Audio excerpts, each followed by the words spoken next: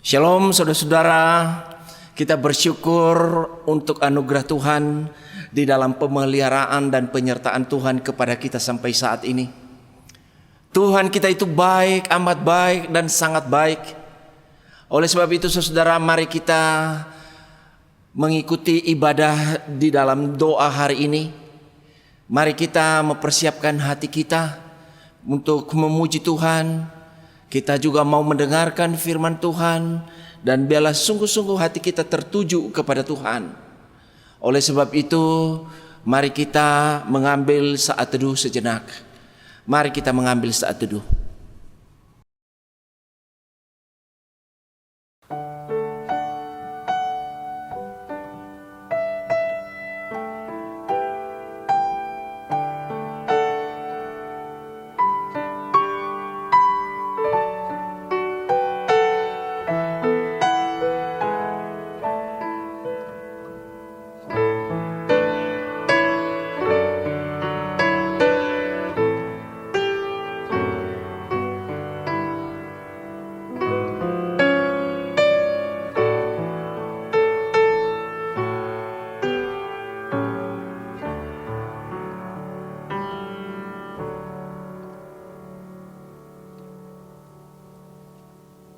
Banyak hal yang tidak kita ketahui pada masa menjelang. Kita tidak mengetahui apa yang akan menanti kita di tahun 2022 ini. Namun satu hal yang menjadi kekuatan kita, bahwa terang Tuhan selalu menyertai kita. Mari kita menyanyikan lagu Ku Tak Tahu Hari Esokku.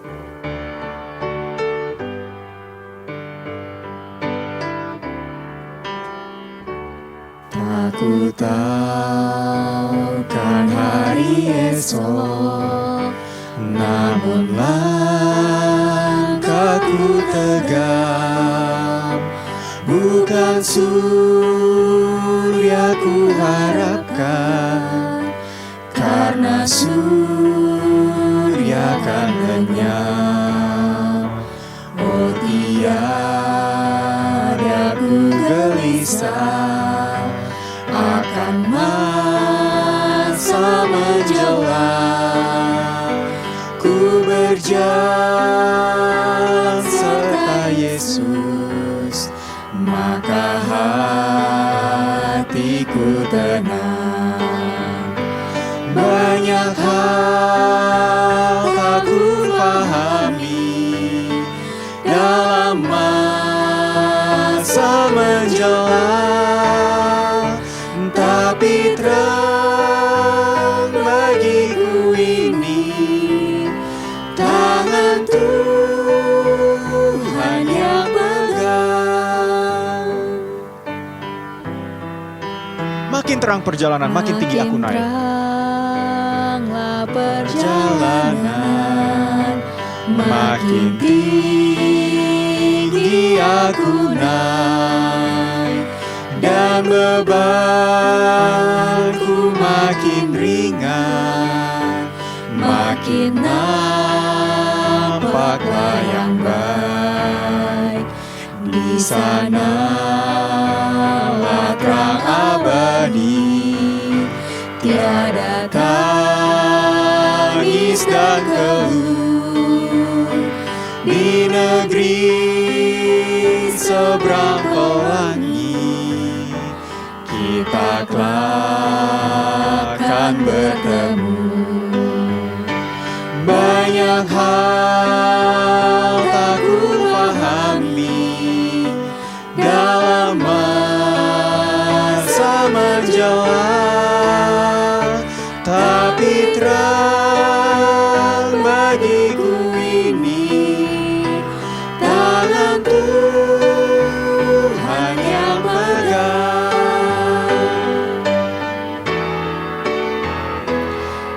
Aku tahu kan hari esok, mungkin langit kan gelap, tapi Dia yang berkasihan melindungiku tetap. Meski susah perjalanan,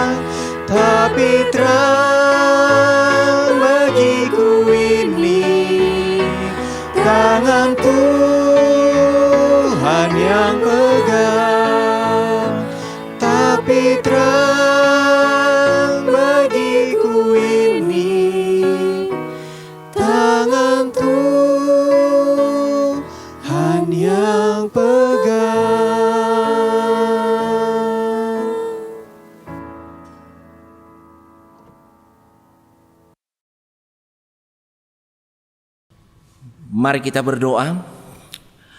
Bapa di surga, Tuhan kami Yesus Kristus, Gembala kami yang baik, pada kesempatan ini Tuhan kami datang kepadamu. Kami mau memuji Tuhan, kami mau menyembah-Mu, bahkan mau merenungkan firman-Mu. Biarlah keberadaan diri kami dipimpin oleh Roh Kudus, sehingga kami diberikan satu keseriusan, damai sejahtera di dalam mengikuti ibadah doa pada saat ini. Pimpin kami Tuhan semua, mulai dari awal, pertengahan, sampai selesai. Di dalam nama Tuhan Yesus kami berdoa. Amin. Firman Tuhan adalah harapan di dalam kehidupan kita, penolong, serta penguatan untuk kita dapat menjalani kehidupan kita. Mari Bapak Ibu Saudara sekalian, kita menyiapkan hati kita untuk kita dapat mendengarkan firman Tuhan dan juga menaikkan setiap pokok-pokok doa kita. Kita nyanyikan lagu Kaulah Harapan. Bukan dengan kekuatanku ku dapat jalani hidupku, tanpa Tuhan yang di sampingku ku tak dapat sendiri. Engkaulah kuatku yang menopangku, ku pandang wajah-Mu dan berseru, pertolonganku datang dari-Mu. Peganglah tanganku, jangan lepaskan. Kaulah harapan dalam hidupku.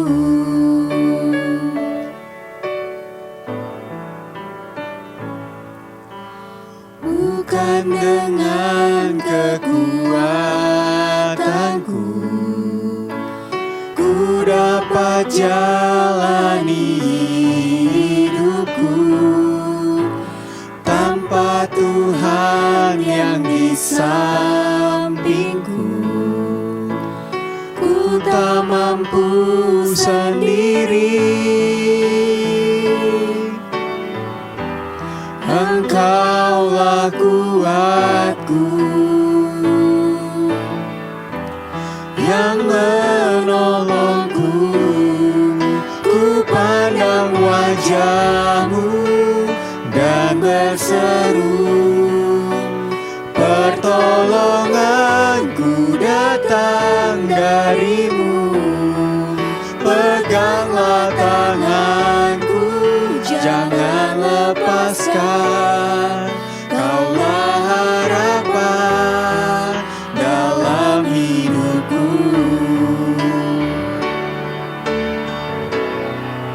Ku pandang wajah-Mu dan berseru, pertolonganku datang dari-Mu. Peganglah tanganku, jangan lepaskan. Kaulah harapan dalam hidupku. Kaulah harapan dalam hidupku.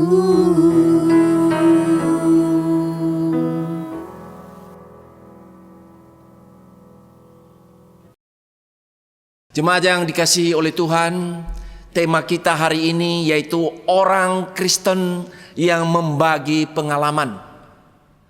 Orang Kristen yang membagi pengalaman, natsnya diambil dari surat Rasul Paulus kepada jemaat di Roma, Roma pasal 5 ayat 1 sampai ayatnya yang kelima. Roma pasal 5 ayat 1 sampai ayatnya yang kelima.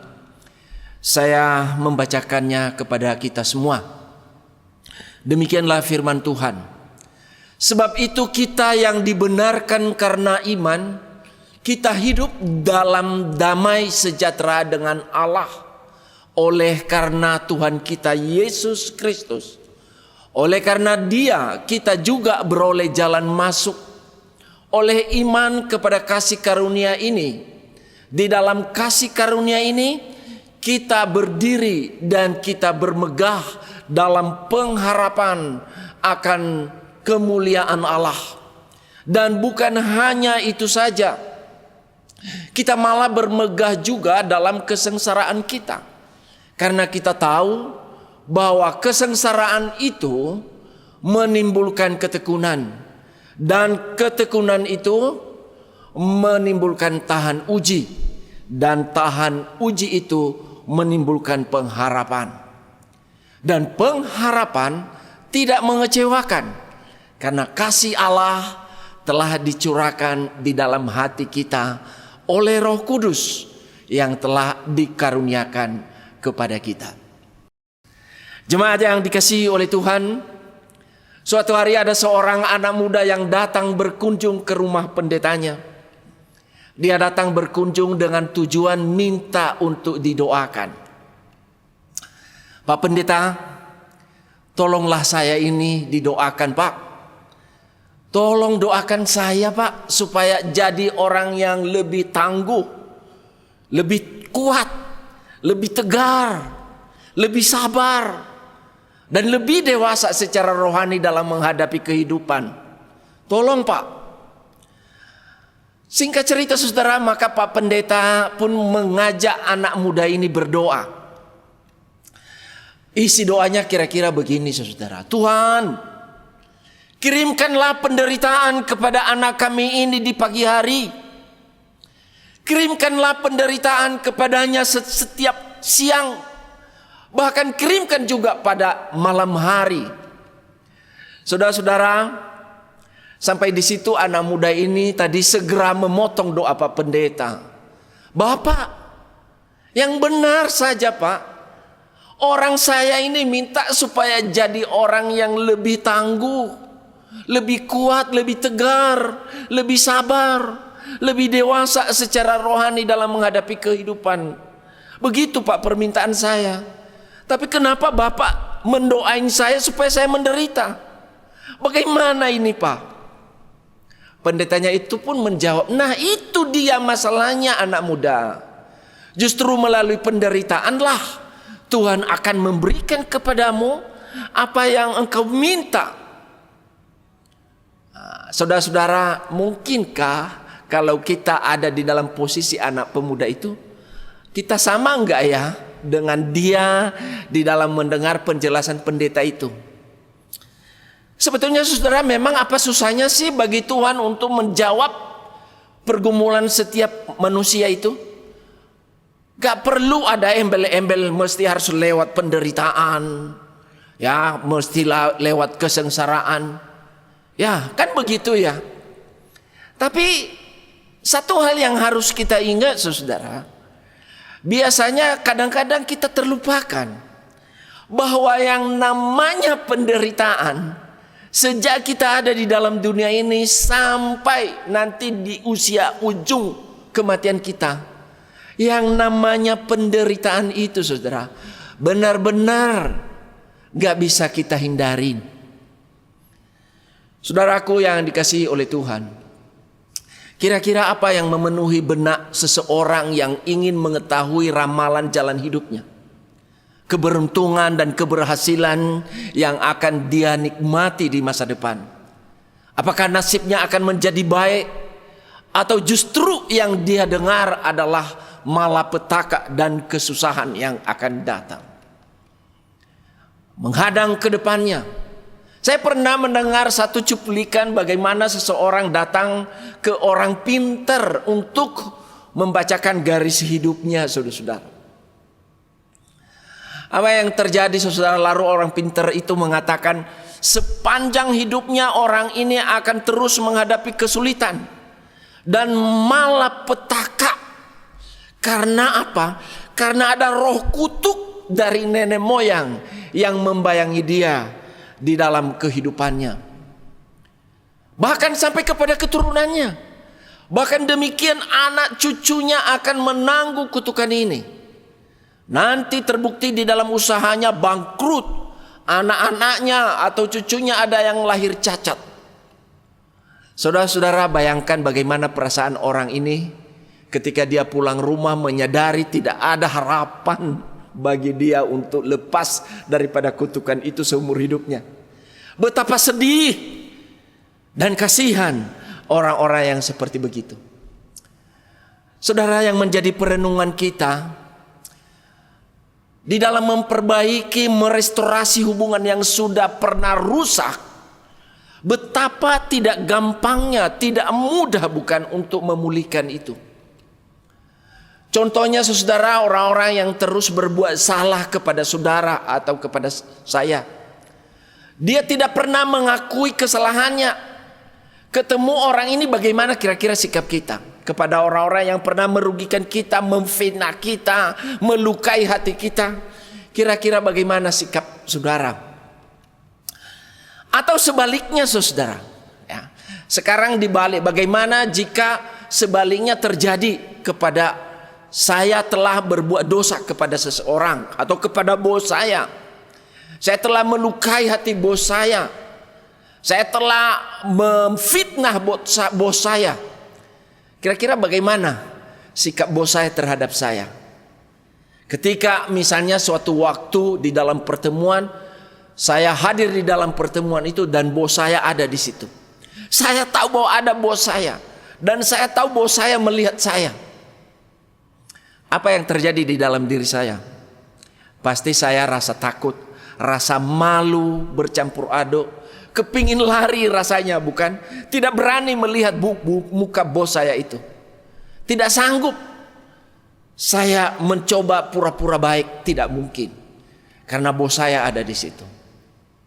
Pada waktu saya masuk ke dalam ruangan itu, ya, sebagai orang yang bersalah besar kepada bos saya, bagaimana bisa memampukan mengekspresikan wajah saya?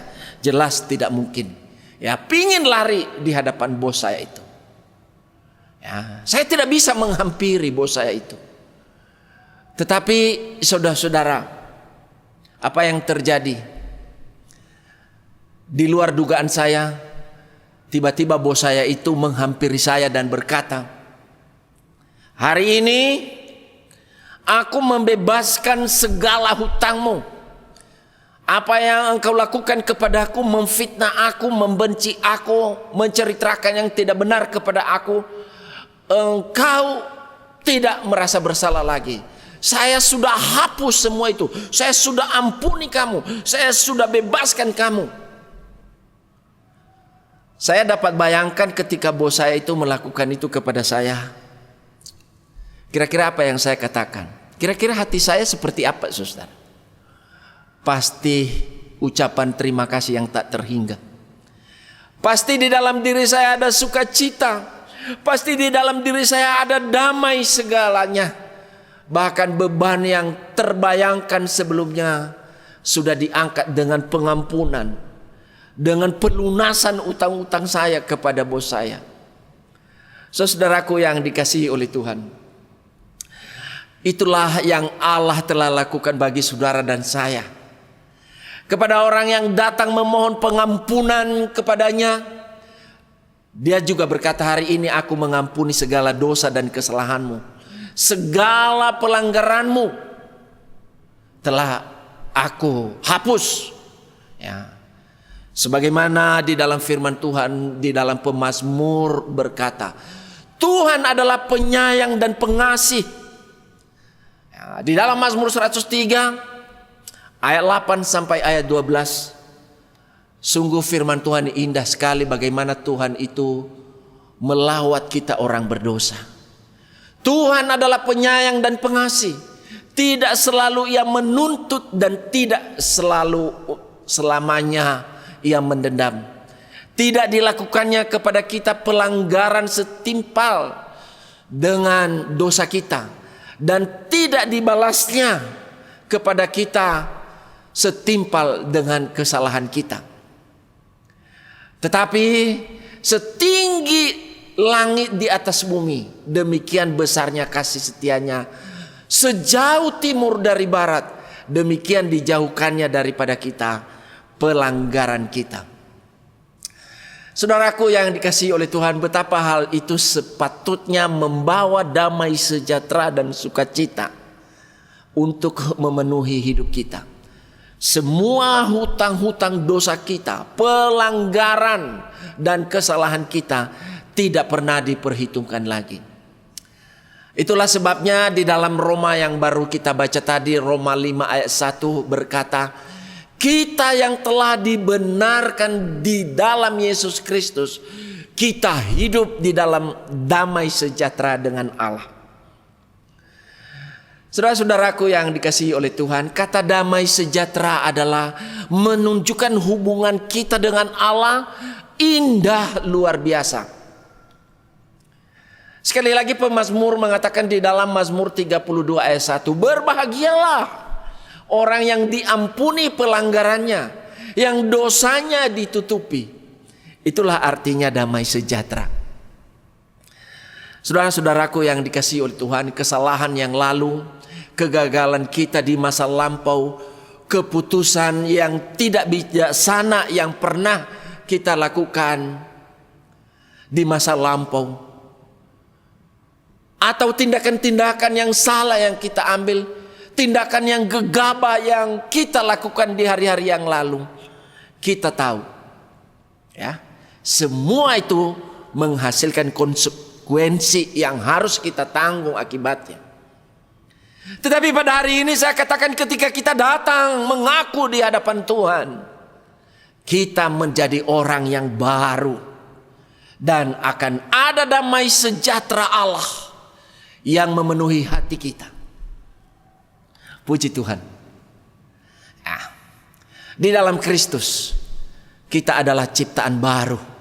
Yang lama sudah berlalu dan sesungguhnya yang baru sudah datang. Lalu selanjutnya saudara, ketika kita sudah menyadari hal itu, dengan segala pemahaman ini, bukan saja kita memperoleh damai sejahtera itu, tetapi kita fokus di dalam menjalani hidup sekarang. Setelah kita memiliki Tuhan dan Tuhan menjadi miliknya kita, kita mengejar satu pengharapan yang indah. Satu kata yang diungkapkan di dalam ayat ini yaitu bermegah. Kata bermegah ini adalah menunjukkan hati kita penuh dengan sukacita dan akan terekspresi di wajah kita, terekspresi di tangan kita, terekspresi dengan pujian syukur keluar dari mulut kita, terekspresi keluar di dalam kesaksian hidup kita, dan itu akan menjadi berkat bagi orang lain. Saudaraku yang dikasihi oleh Tuhan, kalau hari ini demi kepentingan kesehatan saudara, dokter meminta saudara untuk general check up, cek semua kesehatan, dengan tujuan dokter perintahkan untuk mendeteksi apakah ada sel-sel kanker di tubuh saudara. Lalu setelah melakukan semua prosedur itu, dokter mengatakan kepada saudara, tunggu hasilnya seminggu lagi ya. Kira-kira bagaimana perasaan saudara sepanjang seminggu itu? Sudah tentu ada kekhawatiran, ada kegelisahan, ada ketakutan, dan berbagai perasaan galau muncul dalam hati kita. Bagaimana kalau apa ya? Perasaan dan emosi seperti itu bisa bercampur aduk sepanjang minggu itu. Sebelum kita menerima hasil scan, hasil general check up itu tersebut, bayangkan ketika dokter kemudian berkata, seluruh hasil scan memperlihatkan saudara bersih dari kanker, sehat. Kira-kira bagaimana reaksi saudara? Apakah saudara akan berkata, yakin dok? Betulkah dok? Atau saudara melihat tagihan yang harus engkau bayar, wah Ini ternyata general check up-nya ini besar sekali ya. Apakah saudara kesal? Wah, mahal banget ya. Saya katakan kepada saudara, semua ini tidak ada artinya. Bayar berapapun seharusnya tidak akan mempengaruhi hatimu yang lega. Dan juga selalu kabar sukacita, kabar gembira itu sangat membawa Anda lebih damai, lebih sejahtera. Ya. Kalau mungkin Anda begitu dengar dari dokter itu, Anda keluar dari ruangan dan mengatakan hore, penuh sukacita, mungkin melompat-lompat saking senangnya karena Anda dinyatakan dokter sehat. Itulah saudara yang Paulus gambarkan di dalam Roma pasal 5 ayat 2 ini sebetulnya. Ya. Betapa indahnya ketika kita itu sudah disucikan, ketika itu kita dibenarkan bukan karena kita benar. Saudaraku, setelah kita menjadi anak Tuhan, saudara dan saya hidup dalam periode ini. Periode peace dengan Tuhan menuju kepada pengharapan di dalam kemuliaannya. Sekali lagi saya katakan, setelah kita menjadi anak Tuhan, saudara dan saya dalam memasuki periode damai dengan Tuhan menuju kepada pengharapan di dalam kemuliaan Allah. Di dalam menjalani hidupnya ini bukan di dalam jalan kita yang lancar dan bebas dari kesulitan, saudara, atau bebas dari penderitaan. Tetapi di dalam perikop ini Alkitab memberitahukan fakta-fakta yang tidak bisa kita hindari di dalam hidup ini, yakni kita masih menghadapi kesulitan. Kita mau tak mau menjalani penderitaan, pergumulan sekarang ataupun nanti suatu hari kelak. Meskipun sudah menjadi anak Tuhan, kita tidak lepas daripada penderitaan dan kesulitan hidup di dalam menjalani hari-hari kita. Oh saudara, sangat keliru kalau kita berpikir kalau saya sudah menjadi anak Tuhan tidak ada penderitaan. Itu sesuatu hal yang keliru, saudara. Ya, sesuatu hal yang kalau saudara katakan Tuhan pasti beri saya kelancaran, pasti Tuhan berikan saya kesuksesan, pasti Tuhan berikan saya kekayaan, dan seterusnya. Tidak.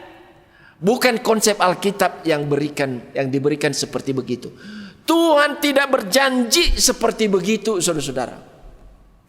Makanya Paulus berkata, kita malah bermegah dalam kesengsaraan kita karena kita tahu bahwa kesengsaraan itu menimbulkan ketekunan. Saudaraku, Roma 5 ayat 3 dikatakan bermegah dalam kesengsaraan. Konsep itu tidak pernah kita temukan dimanapun selain daripada di dalam iman Kristen. Bagaimana kita bisa bermegah dalam kesengsaraan? Apa yang kita lakukan kalau hal yang berat dan sulit terjadi di dalam hidup kita, saudara? Satu hal yang perlu saya ingatkan, pertama, jangan biarkan spirit negatif bersarang di dalam hidupmu. Jangan biarkan. Dan yang kedua, buanglah keluhan dari mulutmu. Ya, mengeluh. Buanglah itu jauh-jauh, saudara. Jangan mempersalahkan orang lain. Jangan mempersalahkan situasi. Dan yang ketiga, jangan hanya memikirkan diri sendiri. Saudara-saudara, Tuhan memproses hidup kita seperti ini. Tuhan tidak membuat semua masalah kita hilang lenyap seketika. Ada kalanya pertolongan Tuhan itu baru saudara alami setelah saudara melewati satu periode waktu yang panjang. Namun saudara menjalani dengan sabar dan tekun. Oleh sebab itu saudara, dari situ kita juga akan berkata, Tuhan, walaupun aku dihempas kesulitan, aku Aku dibuat dalam keadaan keputusasaan. Walaupun aku sakit, aku tidak kecewa. Walaupun aku terhimpit, aku tidak habis akal.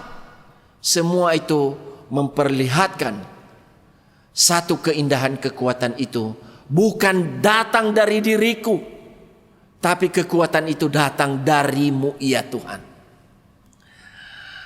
Saudara-saudara, untuk melewati penderitaan itu saudara dan saya, kadang proses Tuhan itu seperti melewati pembakaran dan pemurnian sampai tersisa. Yang tersisa adalah iman yang autentik.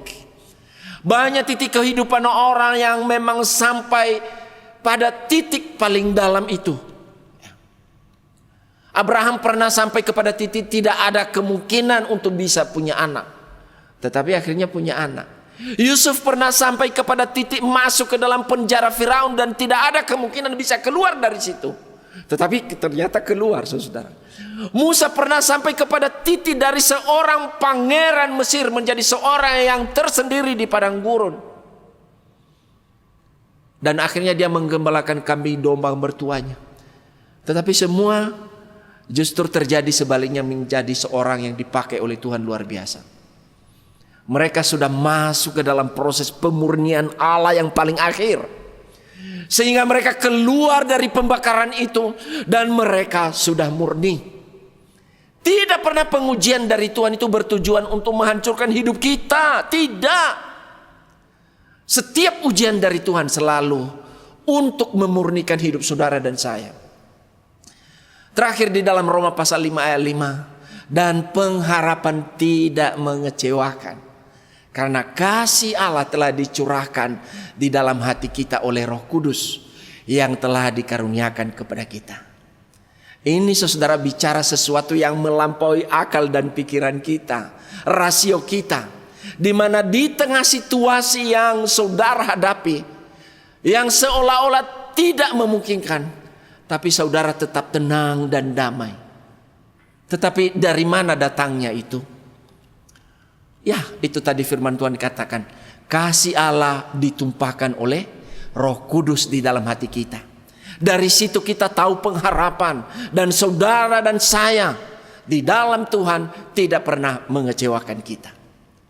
Jadi saudara, jangan kita menahan segala hal-hal yang digerakkan oleh Roh Kudus di dalam hati saudara dan saya. Banyak hal saudara yang menuntun kita, yang memberikan kita pertolongan dengan kekuatan dan kuasa daripada Roh Kudus.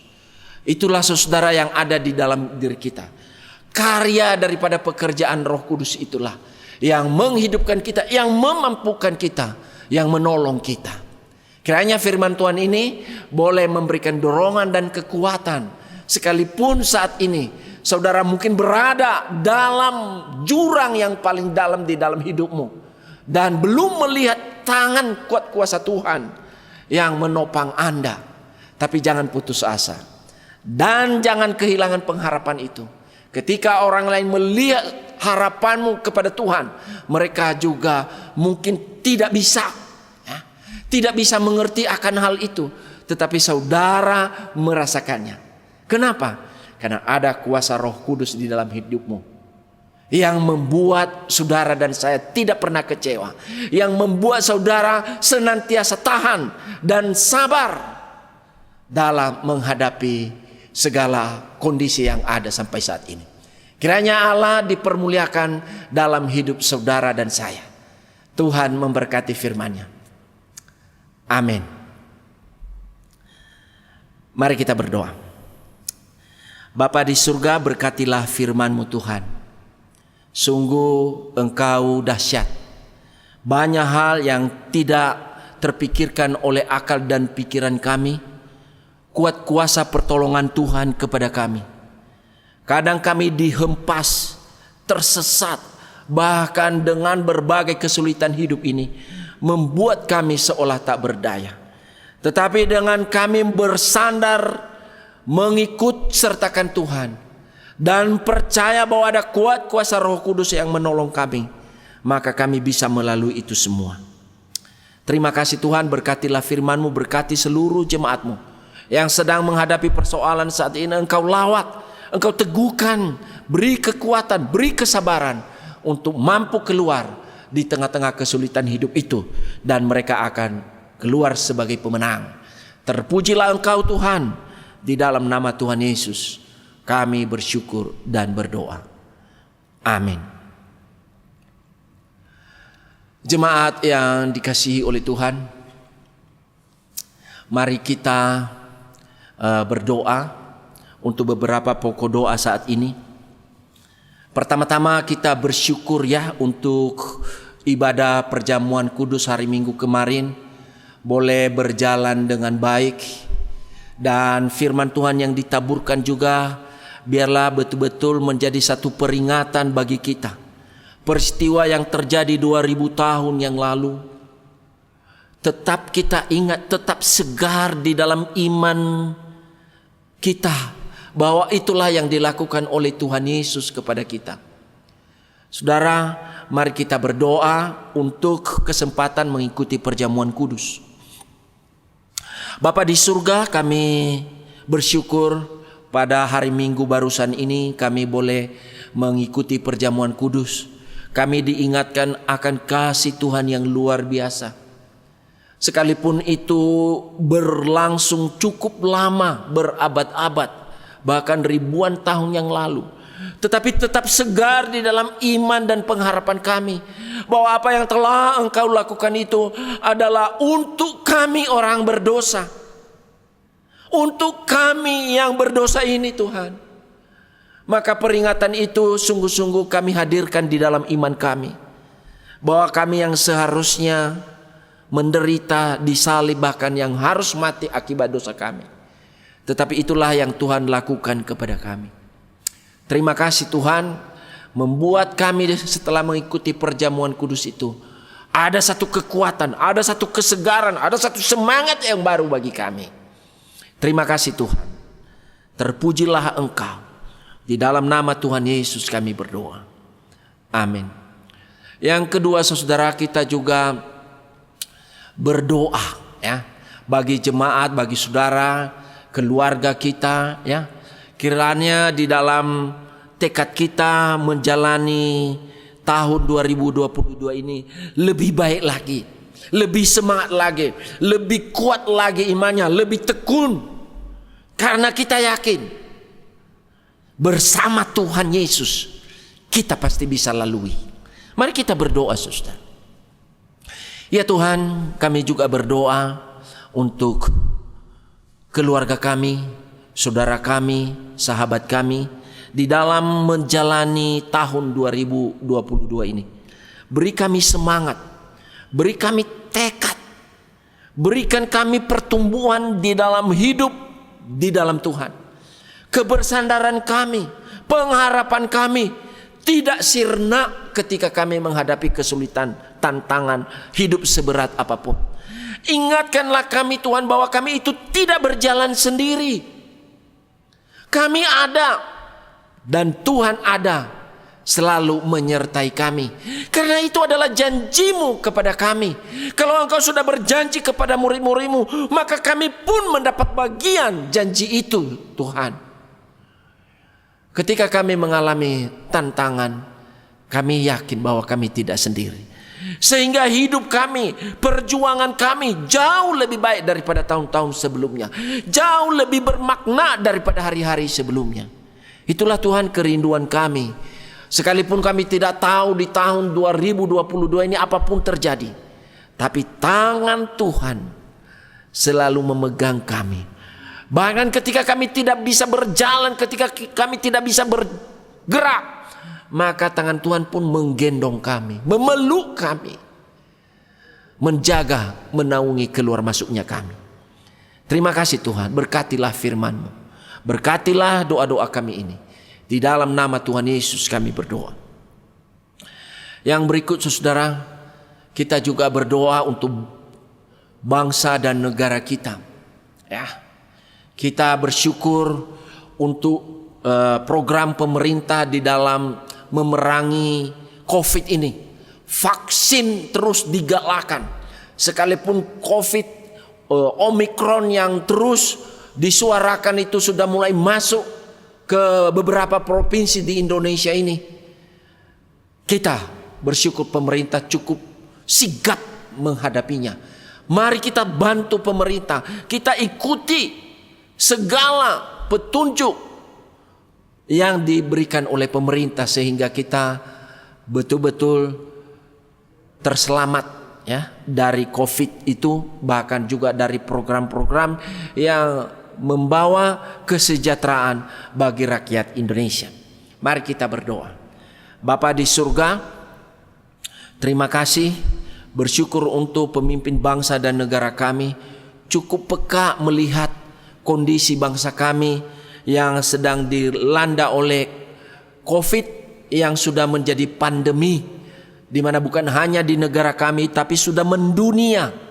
Bersyukur untuk pemimpin bangsa kami dengan sigap mengatasi COVID-19 itu dengan melakukan vaksin, menyuarakan bukan hanya di kota besar, di daerah-daerah di pelosok-pelosok. Semua aparat dilibatkan, baik aparat pemerintah, keamanan, masyarakat, lingkungan, semua digerakkan. Kiranya program ini bermanfaat bagi kami, karena banyak hal yang harus kami lakukan di dalam membangun bangsa ini. Ekonomi dan juga kesejahteraan rakyat perlu ditingkatkan lagi. Kiranya Roh-Mu Tuhan yang selalu membuat kami tetap mendukung pemimpin bangsa kami. Terpujilah Engkau Tuhan. Di dalam nama Tuhan Yesus kami berdoa. Yang terakhir saudara, mari kita berdoa untuk diri kita sendiri.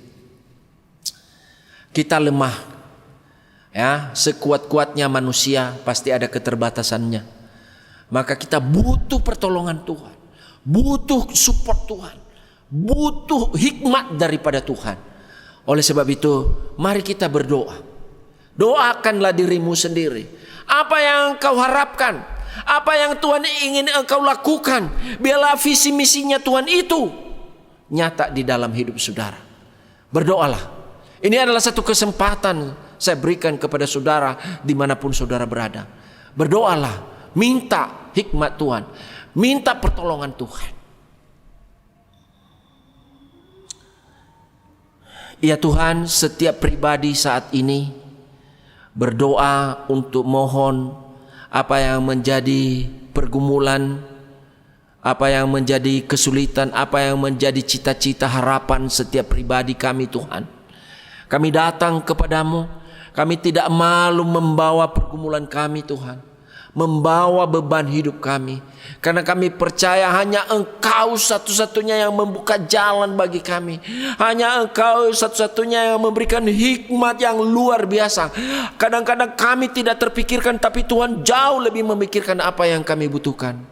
Lawatlah setiap anak-anak-Mu saat ini Tuhan, yang sedang berseru memanggil Engkau, yang sedang memohon hikmat daripadamu Tuhan. Lawatlah Tuhan, sehingga ketika kami sudah datang berseru kepada Tuhan, kami merasa tenang, kami merasa damai. Karena kami percaya Tuhan mendengarkan doa kami. Terima kasih Tuhan. Terpujilah Engkau.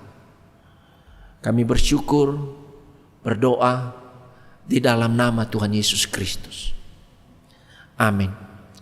Jemaat yang dikasihi oleh Tuhan, saya undang jemaat untuk bangkit berdiri, menerima berkat daripada Tuhan. Arahkanlah hatimu kepada Tuhan. Pandanglah Dia yang penuh kuasa, dengan iman dan pengharapan. Dia sanggup melakukan segala sesuatu di dalam hidupmu sesuai dengan kehendaknya. Pulanglah dan terimalah berkat dari Tuhan. Sinar kemuliaan Allah Bapa dari sorga menyinari hati dan pikiranmu.